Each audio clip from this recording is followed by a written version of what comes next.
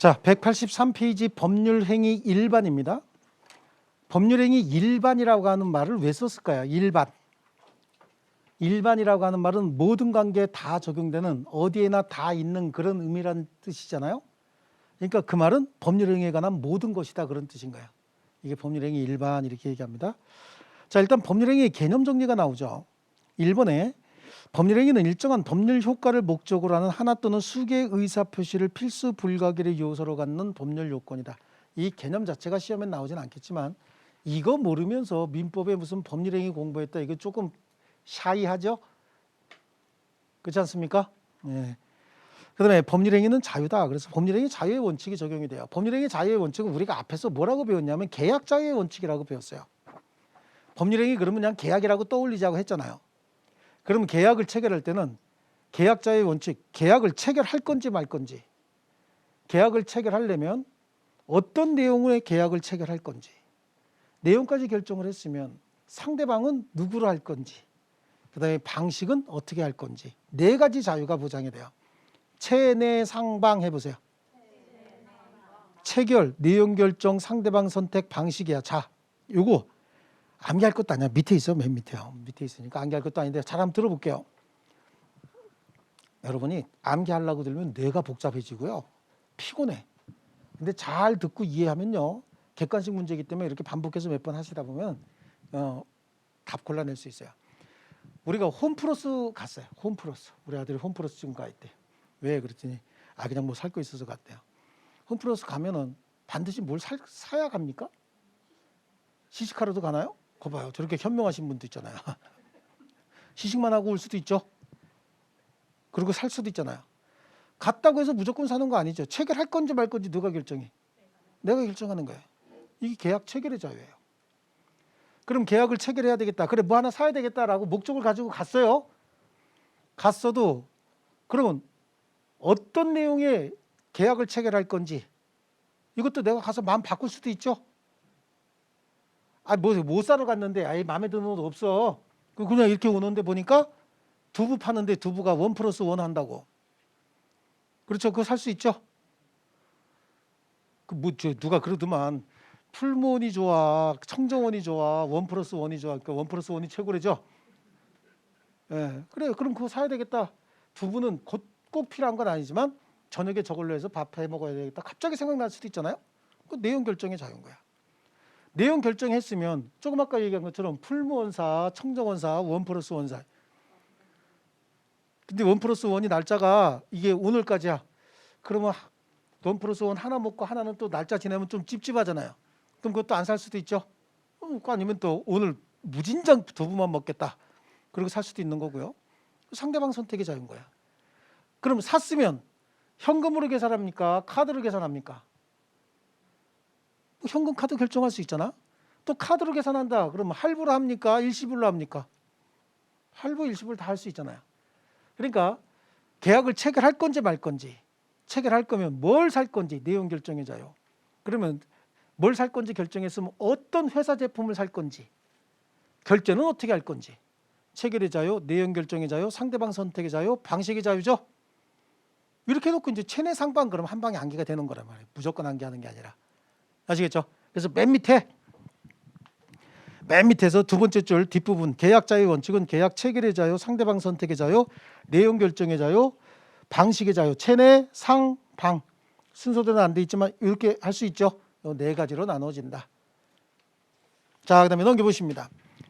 자, 이 법률행위의 분류 방식은 제가 거기 써놓은 것도 9개예요. 9개인데 먼저 의사 표시의 수와 방향에 따라서 구분하는 방법이 있고요. 그 다음에 작용 또는 이걸 효력이라고도 합니다. 작용, 효력에 따른 분류 방식이 있어요. 그 다음에 형식에 따른 분류 방식이 있다라고 얘기를 합니다. 요 3가지 정도만 아시면 답 찾는데 전혀 지장이 없어요. 나머지 방식은 읽어보고 그냥 이런 게 있다라고 하는 정도만 아시면 되는 거예요. 근데 시험에 보니까 나머지 수업 시간에 그냥 읽고만 보라고 한 게 나왔네. 그럼 그건 답 아니란 말이에요. 이거 3개 중에서 찾으면 돼요. 5개 중에서 요거 3개 중에서 뭔가 나왔고 나머지가 해서 2개 나왔다. 그럼 2개 제껴놓고 굴려야지. 이것도 5분의 1 굴리면 확률 떨어지죠. 뭔 소리인지 모른가 보다. 형식에 따른 분류는요. 일단은 요식행위가 있고 분류식행위가 있다라고 얘기해요. 요식행위는 형식과 절차를 엄격하게 따져야 되는 걸 요식행위라고 하죠. 분류식행위는요. 아무렇게나 해도 되는 거야. 어쨌든 의사만 전달이 되면 되는 거죠. 우리 요식행위, 법인 설립행위 있었잖아요. 법인 설립행위, 정관 작성하고 기명날인, 정관 작성하고 기명날인 이거 요식행위였죠. 나머지 가족법상 법률행위 요식행위고 기타는 싹 다 분류식행위인 거예요. 이 분류식행위는요. 구두로 해도 되고 서면으로 해도 됩니다. 명시적으로 해도 되고 묵시적으로 해도 된다. 시험에 구두 서면 어떤 게 효과가 더 확실해요? 똑같으니까 분류식행위이기 때문에 구두로 해도 되고 서면으로 해도 되는데 서면이 효과가 확실하다 그러면 서면으로 하라 그러지. 효과 똑같은 거야. 근데 우리가 왜 서면을 좋아하냐면 여러분하고 나하고 약속을 했어요. 저하고 1억에 매매하기로. 근데 서면에 안 쓰면 뭐라 그래? 내가 언제 그랬어? 이러잖아. 내가 언제 그랬어? 그러면 녹음해놨으면 그걸로 그냥 금방 이겨버리는 거예요. 녹음도 안 돼 있으면요. 내 말이 옳으네 안 들었네 너 들었냐 못 들었냐 이러고 복잡해지잖아요. 모든 게 다. 하긴 뭐 요즘에 증거 확실해도 다 잡아뛰더만. 그런 사람들도 많이 있죠. 증거 확실해도 이건 내 글씨 맞아? 뭐 이러면서 다 잡아뛰고 막 그래요. 그렇긴 한데 우리가 서면에 하는 이유는 그렇게 나중에 분쟁이 생겼을 때 증거자료 확보가 용이하니까 서면을 좋아하는 거지. 구두로 하든 서면을 하든 똑같습니다. 외국 영화 같은 거 이렇게 보면은 그런 거 보이지 않으세요? 가끔가다. 내일부터 출근해. 너 내일부터 나오지 마. You are fired. 너 해고야. 즉석에서 말로 하죠. 서면을 안 했다고 효력이 발생하지 않는 거 아니에요. 똑같습니다.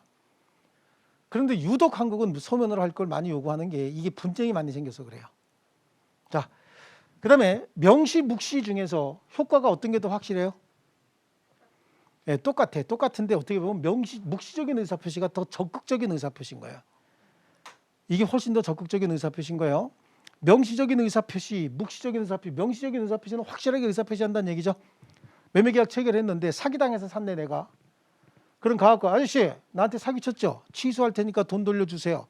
라고 하는 거 명시적으로 취소하겠다는 의사표시 한 거죠. 묵시적인 의사표시는 가갖고 이걸 얼굴에 던져. 야 이 사기꾼아 돈 내놔. 취소하겠다는 얘기 했어요 안 했어요? 했잖아 지금. 야 이 사기꾼아 돈 내놔. 훨씬 더 적극적이죠. 그 말 속에는 묵시적으로 취소하겠다는 의사표시가 포함되어 있는 겁니다. 아니면 매매대금 반환 청구 소송 제기해버립니다. 바로 그냥 법원에 가갖고. 이런 것들이에요. 이런 것들이 묵시적인 의사표시다라고 얘기하는 거예요. 이 묵시적인 의사표시와 관련돼서는요. 새 이야기가 있어. 새 장에 새. 확실히 새죠. 네, 새가 있는데 이거보다 더 확실한 새가 어디 있어. 어떤 아가씨가 지나갑니다. 아가씨인데 이렇게 네, 왜 지나가시는 거예요? 아가씨가 지나가는데 이 새가 지나가는 아가씨를 보고 이게 이제 내가 그림을 못 그려서 그렇지 머리도 이렇게 따갑고 이뻐. 네. 이쁜데 지나가는 아가씨한테 아가씨 너 참 못생겼다라고 얘기를 해요. 이 죽으려고 환장했죠. 그래 아가씨가 기가 막히니까 저런 개 그다음에 뒤에 붙였죠. 이러고 지나갔어요. 그 다음날 충격을 받은 거야. 새도 그러니까. 그러니까 어떻게 한 거지? 얼굴에 좀 발랐어. 이것저것 파란 것도 좀 바르고 빨간 것도 좀 바르고 분칠도 좀 했어요. 노란색으로. 그리고 지나가는데 얘가 그 다음날 헤이 아가씨 그러고 또 불러요. 그러니까 왜? 그랬더니 하는 소리가 뭐야? 야 호박에 줄 긋으면 수박 되냐? 이렇게 얘기하는 거예요. 그게 뭔 소리야? 여전히 못생겼다 그 얘기죠? 근데 호박하고 수박 얘기밖에 없잖아. 줄 긋는 얘기하고. 그렇잖아요? 명시적으로 하진 않았지만 분명히 충분히 의사 전달이 됐고 약 더 오르죠? 노력까지 했구만 지금 그러고 있는 거 아니냐고. 그러니까 이 사람이 가갖고 주인 만난 거야. 주인 만나갖고 저 새 말이야 저거 한 번만 더 그런 소리 또 하면 내가 확 끓는 물에 담가버릴 거야 이렇게 얘기합니다. 사우나 시켜주겠대요? 의사 전달 충분히 됐죠? 예, 엄청나게 죽이겠다고 하네. 잡아먹겠다는 얘기죠? 네, 그래요. 이 새 겁나 안 나? 겁나죠. 그 다음날 지나갔는데 쫙 째려보죠? 째려보니까 이게 말해 못해. 못하는 거지. 쭉 가면서 거봐, 이새 주제에. 그때 이 새가 불러. 헤이 아가씨! 그래 불러. 그때 왜? 그래 성질 나고 확 오니까 뭐라는 거야. 알지? 이렇게 얘기하는 거야.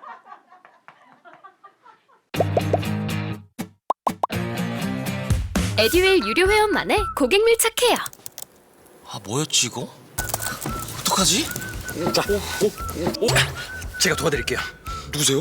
저 애들 학습 매니저인데요. 이거 좀. 자, 일로 와보세요. 자, 언제든 필요하시면 연락 주세요. 언제든지요? 언제든지. 감사합니다. 밀착 케어 받아가며 합격하는 혜택. 오직 에듀윌 유료 회원에게만. 에듀윌. 아들, 엄마 그런 거 아니야. 공부하시죠. 네.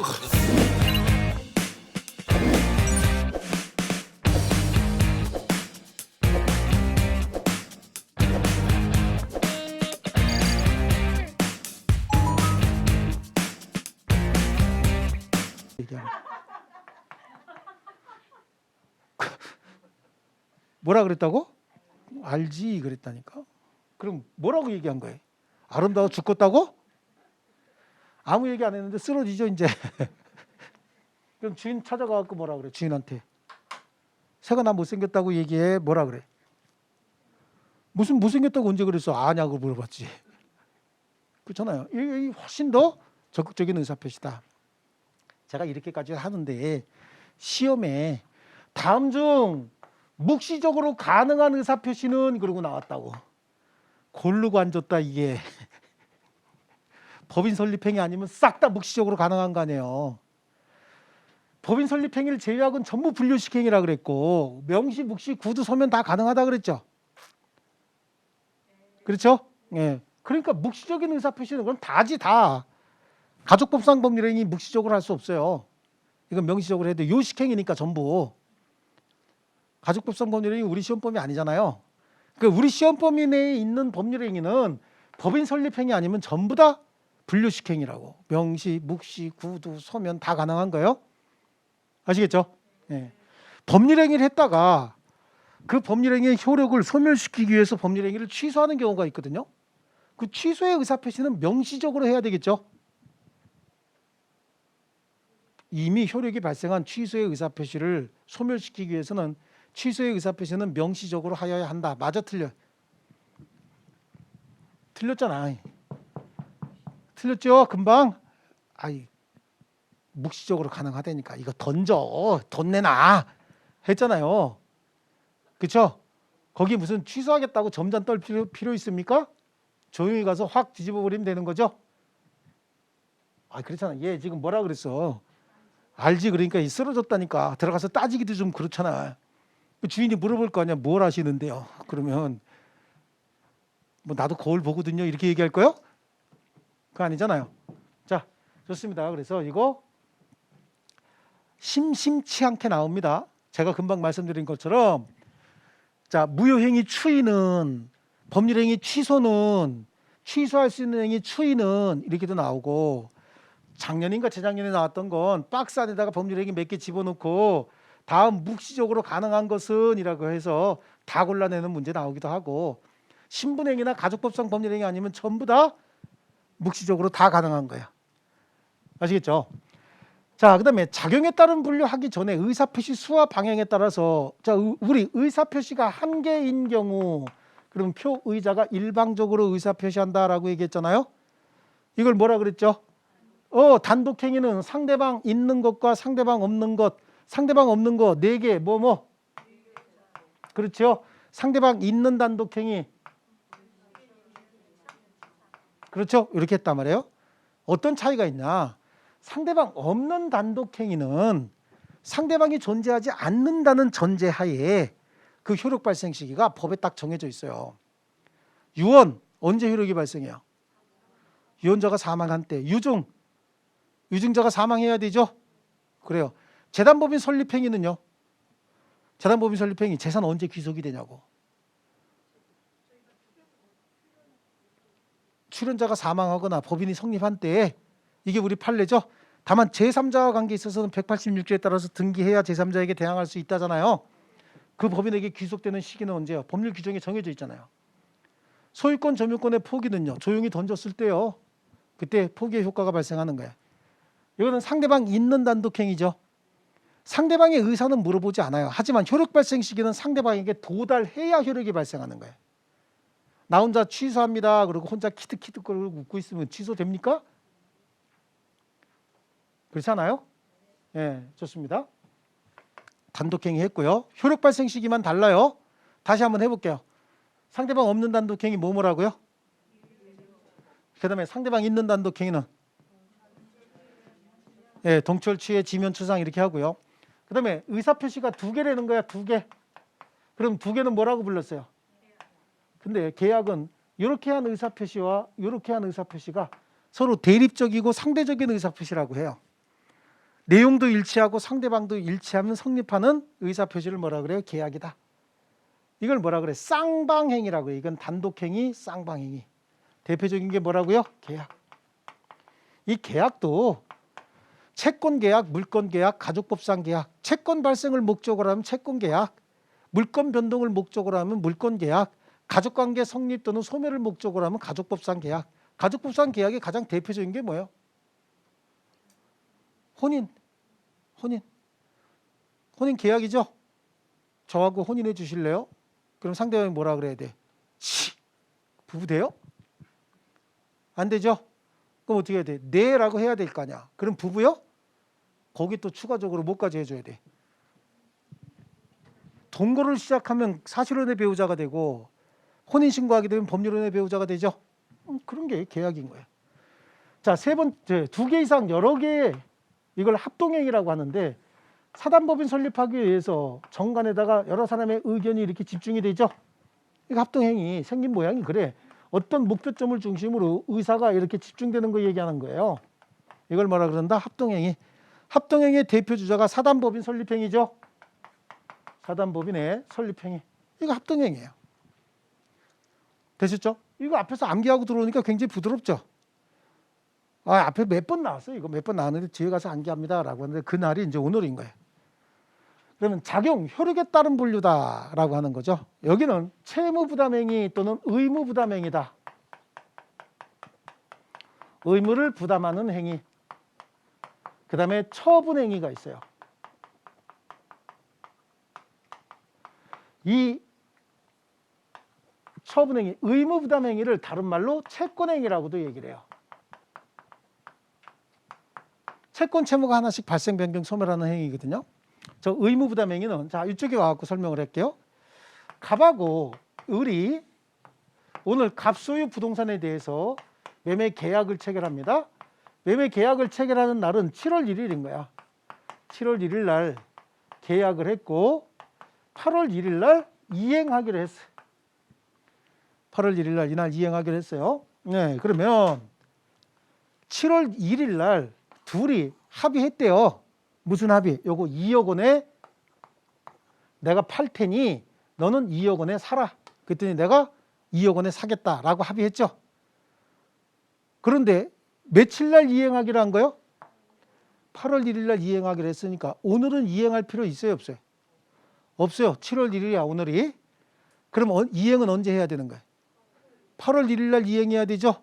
그럼 오늘은 이행할 의무만 생겼지 이행할 필요가 없는 거 아닙니까? 그렇죠? 그러니까 이 행위는 오늘 의무만 부담했죠? 의무 부담한 거 아니에요? 네, 그래요. 의무 부담했는데 왜 채권행위라고 하느냐? 얘는 오늘 이제 8월 1일자로 이행 청구할 수 있는 채권이 생긴 거야. 얘도 오늘 8월 1일자로 청구할 수 있는 채권이 생겼다고. 그렇죠?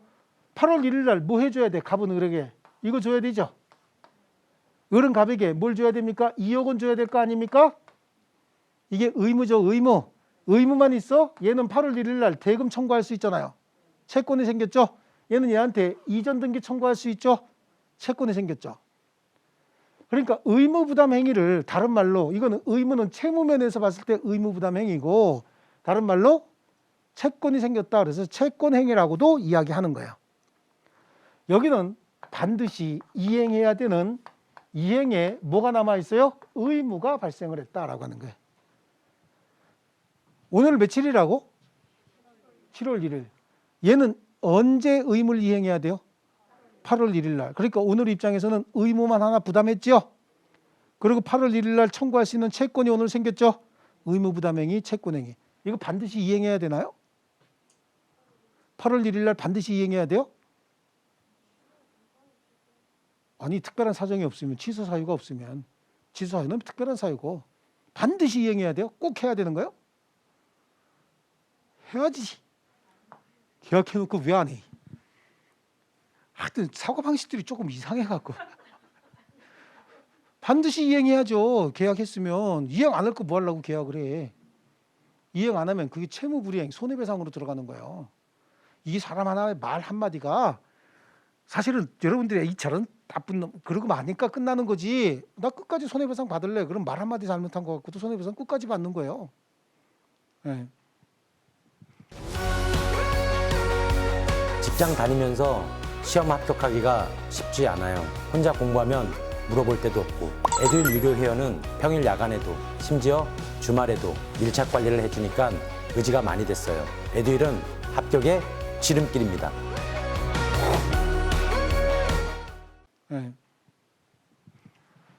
저 어떤 소장님 며칠 전에 전화 오셨는데 그런 얘기 하시더라고. 아니, 공사업자가 오늘 오기로 했는데 안 왔을 때 어떻게 손해배상 받아요?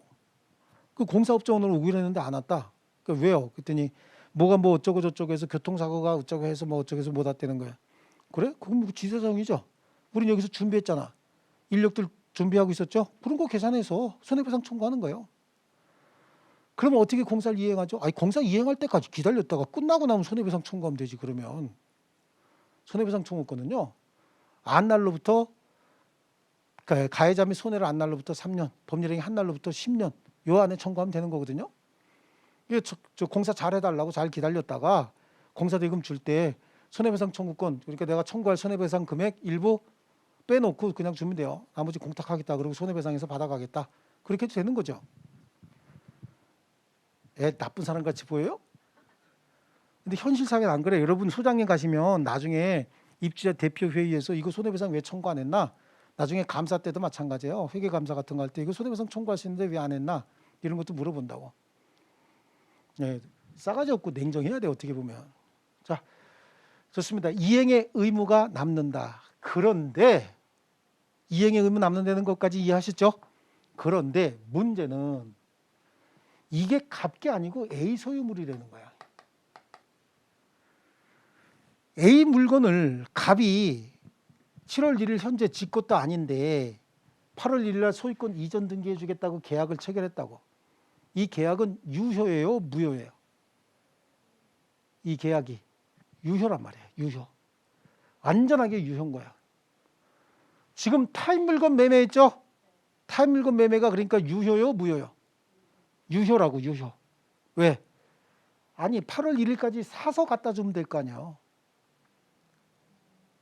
아니, 오늘 내 거 아니야. 내 거 아니라도 내가 8월 1일까지 이행해 줄게요 라고 하면 8월 1일까지 내가 사면 될 거 아니에요? 그럼 소유권 이전 등기해 주면 되는 거잖아요. 내가 사서. 그러니까 매매계약 자체는 뭡니까? 유효란 얘기예요. 그러니까 타인의 물건에 대한 의무부담 행위, 타인 물건에 대해서도 이건 뭐가 된다고요? 유효가 된다라고 하는 거예요. 타인 물건이라고 하는 것 때문에 여러 가지 말로 바뀌어.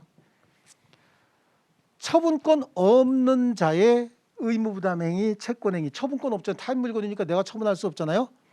무권리자의 의무부담행위, 처분권 없는 자의 의무부담행위, 타인 물건에 대한 매매, 타인 물건에 대한 임대차 다 유효인 거예요. 아시겠죠? 그 다음에 처분행위는 뭐냐? 처분행위는 궁극적으로 이행기에 가서 이행해 주는 행위예요. 이거는 다른 말로 뭐라고 부르면 돼? 이행해 주는 이행행위다. 이때 처분하는 권리가 물권이면 물권행위,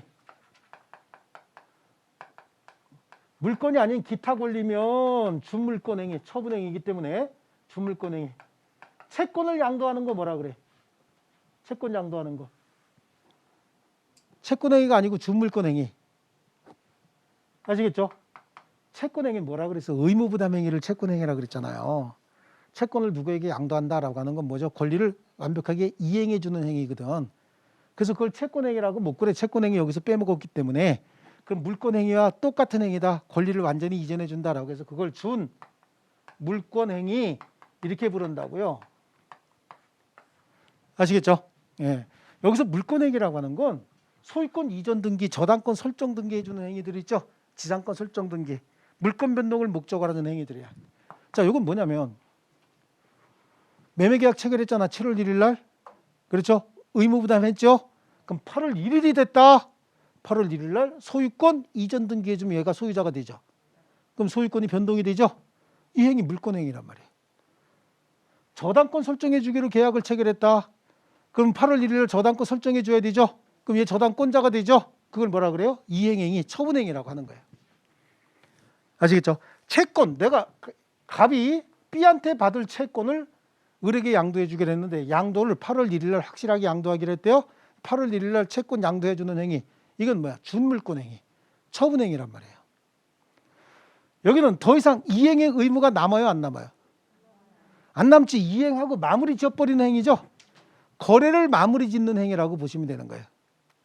이게 뭐죠? 처분행위다. 문제는 행위자에게 처분 능력이나 처분 권한이 있어야 되는 거예요. 무권리자의 처분행위는 무효입니다. 이게 A한테 가갖고 팔으라고 내가 8월 1일자 그한테 소유권 이전 등기해 줘야 되니까 나한테 좀 팔으라고 그랬더니 A가 야 그거 내 아들한테 물려줄 거야. 못 팔아 못 팔아. 아예 안 팔아. 그랬더니 성질이 나갖고 등기부 위조해서 지 이름으로 소유권 이전 등기하고 이전해 줬다는 거예요. 등기부 위조해서 지 이름으로 소유권 이전 등기하면 지 거요? 남의 거죠 여전히? 그래요. 그렇다고 한다면 이 이전해 주는 행위도 뭡니까? 무효라고. 무권리자의 처분행위, 무권리자의 물권행위, 무권리자의 준물권행위 이거 싹 다 뭡니까? 무효입니다. 그래서 여기는 행위자에게 처분 능력이나 처분 권한이 있음을 요하지 않습니다. 하지만 여기는 행위자가 처분 능력 또는 처분 권한이 있어야 되고 무권리자의 무권리자의 의무부담행위, 채권행위는 유효지만 무권리자의 처분행위, 물권행위, 준물권행위 이런 말들은 전부 무효다. 유효, 무효. 아시겠죠? 이게 좀 어렵죠. 이게 좀 어려운데 시험은 이게 더 많이 나오죠. 다행스러운 게 시험은 이게 더 많이 나와요. 그 다음에 여기서 골라내는 거 이렇게 한 번씩 나오고요. 자, 그럼 우리 책으로 한번 가볼게요. 법률행위 분류 의사표시 수와 방향에 따라서 단독행위 있죠. 단독행위 보이시죠? 기억 다 줄치면서 옵니다. 상대방 없는 단독행위 있죠.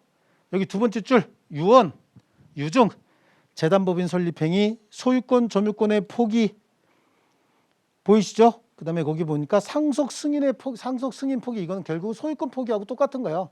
상속을 받으면. 그 다음에 상대방 있는 단독행위 그렇습니다. 상대방 있는 단독행위는 동철, 취해, 지면, 추상 첫 번째 줄 맨 뒤부터 나오죠. 그 다음에 제한물권의 포기는 보지 않으셔도 관계없겠습니다.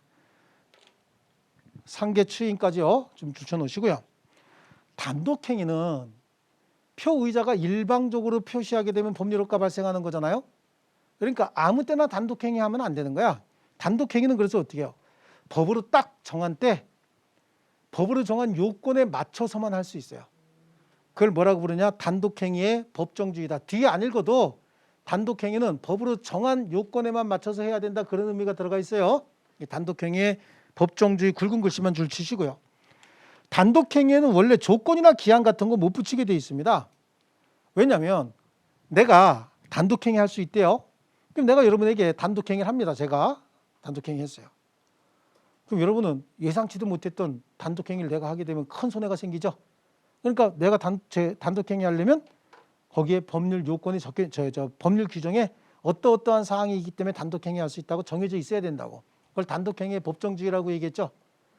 그래도 내가 단독행위 할 수 있다. 그럼 상대방은 어떤 거예요? 굉장히 불안정한 지위에 놓이는 거 아닙니까? 그런데 내 마음대로 조건이나 기한까지 붙인다? 그럼 상대방 굉장히 불안정해지죠. 그래서 조건이나 기한을 함부로 붙일 수는 없어요. 다만 상대방에게 이익만 주는 단독행위의 경우에는 조건이나 기한도 붙일 수는 있습니다. 그래서 단독행위의 조건 기한. 그래서 원칙적으로 붙일 수 있다 없다? 없다. 그 정도만 이렇게 보시고 단독행위의 계약에 관한 규정을 유추 적용하는 경우도 있는데 우리 단독행위 중에서 잠깐만 고개 들어볼게요. 상대방이 있는 단독행위 중에서 동철, 취, 해 있죠. 해, 지, 미안할 때 지, 해제, 해지. 원래 이것도 단독행위예요. 근데 뒤에 가면은 쌍방 합의로 해제하는 경우도 있어요. 합의 해제도 가능해. 그러니까 원래 단독행위는 계약에 관한 규정을 적용해서는 안 되는데 법률 규정이 있거나 쌍방 합의에 의해서 단독행위에 계약에 관한 규정을 적용할 수도 있다라고 하는 거예요. 그래서 거기 디귿에 단독행위에 관한 계약 규정의 유추 적용 그래요. 할 수 있다 없다. 원칙적으로 할 수 없지만 예외적으로 할 수 있다고 그 정도만 그냥 알아두십니다. 구체적으로 읽으면 더 머리 아파요. 그다음에 계약 쌍방행위죠. 쌍방행위 그 그냥 쌍방행위다라고 하는 거고 오른쪽 페이지로 가세요. 오른쪽 페이지에 계약이 보니까 굉장히 많네요. 그죠? 예, 모르셔도 관계없습니다. 자, 그다음에 밑에 합동행위 나오죠. 합동행위 두 번째 줄 사단법인 설립행위 있잖아요. 찾으셨나요? 그것만 줄 치시고요. 의무부담행위 그다음에 처분행위입니다. 의무부담행위는 동그라미 2번에 채권행위 있죠. 채권행위 기억 줄칩니다. 채권행위가 전형적인 의무부담행위로서 채권행위에 의해서 당사자는 일정한 의무를 부담한다. 반드시 뭐가 남는다? 이행의 문제가 남는다. 디귿 줄칩니다. 처분행위와 달리 행위자에게 처분 권한이나 처분 능력이 요구되지 않는다. 그 말의 의미는 타인 물건에 대한 매매는 유효하죠. 다음 페이지 나와요.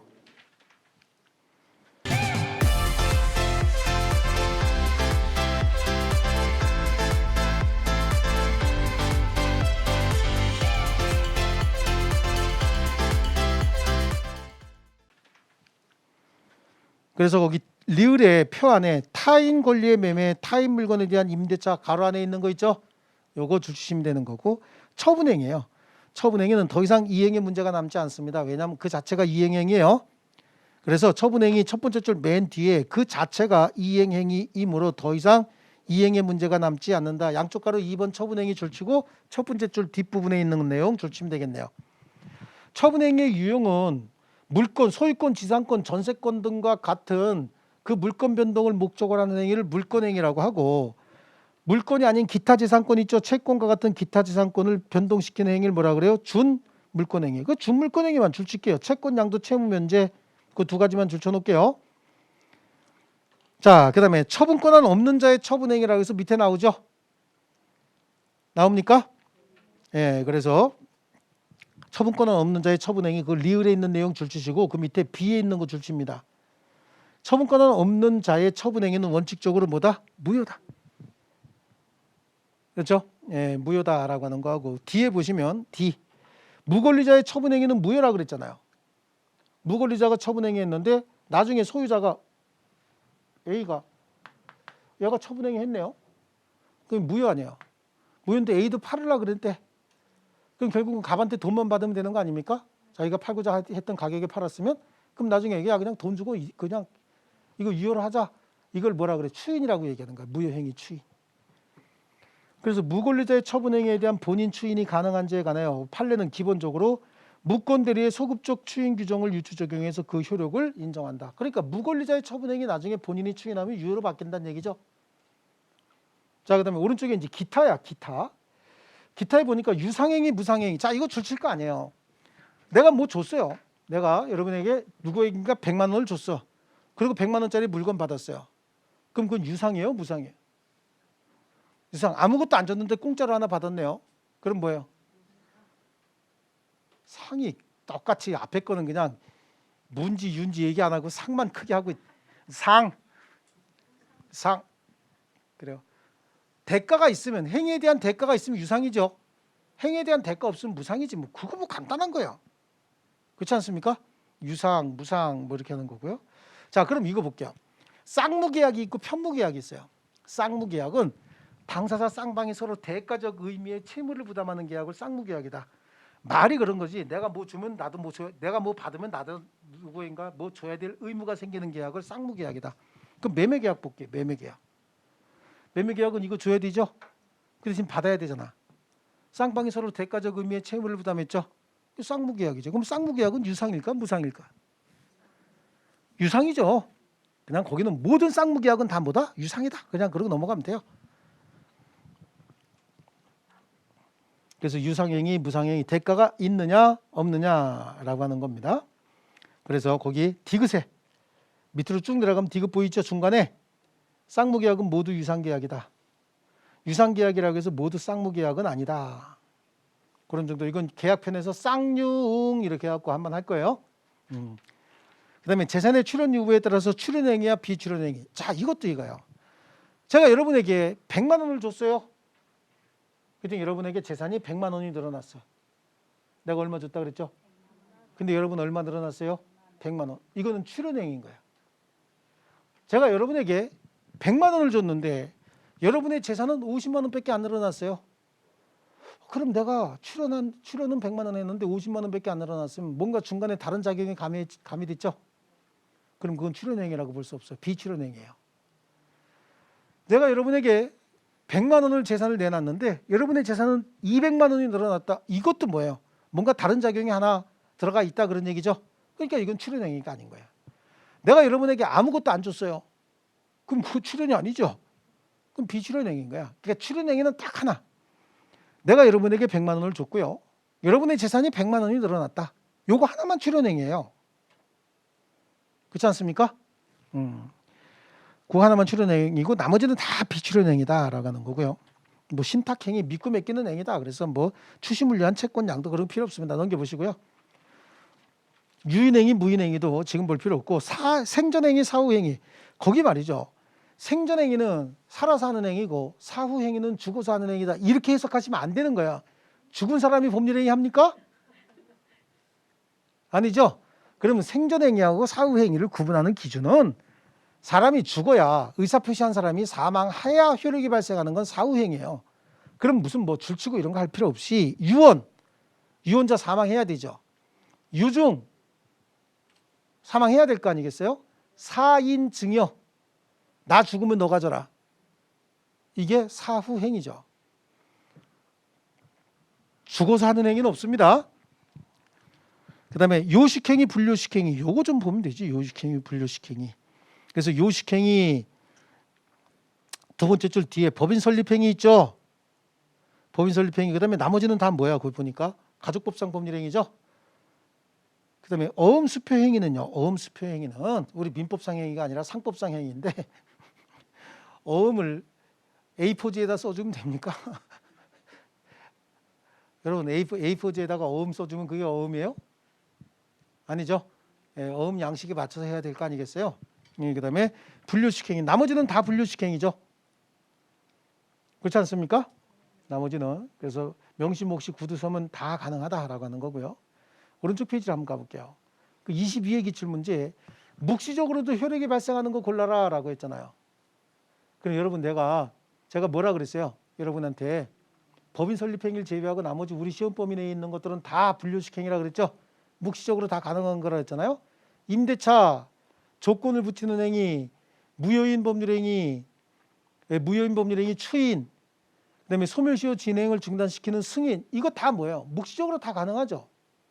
우리 시험 범위에 있는 건 다 묵시적으로 가능한 거예요. 그러니까 기역, 니은, 디귿, 리을 골라야 되죠. 그죠? 예, 그다음에 주된행위, 종된행위. 아까 주된행위 뭐 이런 거 있어요. 돈을 빌려주고 저당권을 설정받습니다. 돈을 빌려주고 저당권 설정받아요. 돈을 빌려주고 저당권을 설정받는 이유는 돈 잘 받기 위한 거예요. 저당권이 설정되고 하고 싶어서 돈 빌려주는 거예요. 돈 잘 받기 위해서 저당권 설정하는 거 아닙니까?